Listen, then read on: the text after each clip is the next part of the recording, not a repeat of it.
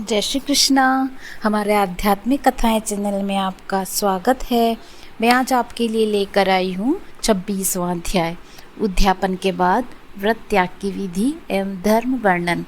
वाल्मीकि जी कहते हैं, सब प्रकार के पापों का नाश करने के लिए एवं विष्णु भगवान की प्रसन्नता के निमित्त विधि पूर्वक नियम को ग्रहण करने के पश्चात उसे छोड़ने की विधि बतलाता हूँ।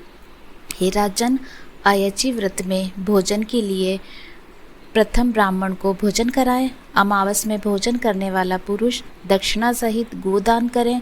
आंवलों से स्नान करने वाला पुरुष दधि का दान करें। फलों के नियम वाला फलों का दान करें। तेल के साथ घृत का दान करें और घृत के स्थान पर दूध देवें। धान्य के नियम में गेहूं और चावल दान करें। पृथ्वी पर सोने वाला गद्दा तकिया विद्वान ब्राह्मण को दान करें। व्रत की पूर्णता के निमित्त यथाशक्ति 2.5 सेर वजन की कांसे की परात अथवा थाली का दान करना चाहिए। उसमें मालपुए अथवा उनके बनाने के योग्य कच्ची सामग्री एवं ऋतु के अनुसार फल रखकर पुरुषोत्तम भगवान की प्रीति के निमित्त दान करें। इसके उपरांत सभी निमंत्रित ब्राह्मणों को स्त्रियों सहित श्री पुरुषोत्तम भगवान के सन्निधान संकल्प करें और प्रार्थना करें, हे श्री कृष्ण, हे प्रभु, इस लोक की तथा परलोक की मेरी समस्त इच्छाओं की पूर्ति करो।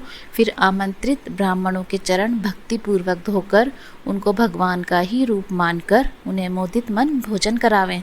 व्रत रखने वाला व्यक्ति विधि पूर्वक भोजन के संकल्प से द्रव्य केला, आम एवं अन्य प्रकार के फलों तथा घृत से बने मालपुए, पकवान, सुस्वादु उड़द के बड़े, खांड से पके और घृत से बने घेवर, फेनी, खरबूजे, ककड़ी का साग, अदरक नींबू के रस से युक्त अन्य साग अथवा पके हुए आम, इस तरह 6 रसों से संपन्न 4 प्रकार के भोजनों को जो घोघृत से महक रहा हो, विनम्रता एवं श्रद्धा से ब्राह्मणों को भोजन करा के पान एवं दक्षिणा दें। कत्था, चूना, सुपारी, इलायची, लौंग, कस्तूरी, जावित्री आदि से संयुक्त पान जो भगवान को अति प्रिय है, आदर सहित देवें। अर्धांगिनी सहित उन ब्राह्मणों को संतुष्ट करके नियम में सबको समान भाव से सुखदायी रजाई, बिस्तर आदि का भी दान करें। मौनी रहने वाला व्यक्ति स्वर्ण सहित 1 घंटा तथा तिल दान का ब्राह्मण दंपत्ति को उत्तम भोजन कराएं। बाल नाखून न बनवाने का नियम रखने वाला व्यक्ति दर्पण और जूता छोड़ने वाला जूतों का दान करें। नमक का परित्याग करने वाला विविध प्रकार के रस वाले पदार्थ दान करें। दीपक दान करने वाला पात्र सहित दीपक का दान करें। अधिक मास में भक्ति पूर्वक दीपदान करने का बहुत महत्व है। नियम त्याग करते समय तांबे का घी से भरा दीपक सोने की बत्ती डालकर ब्राह्मण को दें।